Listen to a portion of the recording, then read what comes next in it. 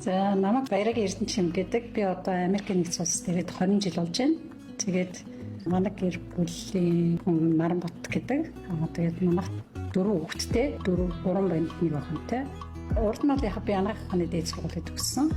Тэгээд эмч мэргэжилтэй. Тэгээд тэрнээс хойш зах зээл гараад эмч мэргэжлэр бол нэг удаа ажиллагаа. Би Америкт ирээд анх ирчээд бит хоёр шалган дээр нэг 2 жил хагас ажиллаж аваад тэгээд машин зэрэг эвдрэх мэдрэх юм бас тэр их жоохон хэцүү. Хүн тэр цонхон дээр нэг хүн суудсан. Тэгээ би орол чи өөрөө ганцаараа явж байгаа юм гэсэн. Тийм гэлдэгсэн.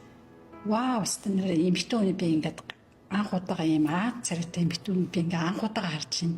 Ямар сони юм те. За чи яв гэдэг ингээд миний бүх хүчөөрөнд өгöd тэгээ би зүгээр гараа ирсэн шүү дээ. Бас айгүй айжсэн те.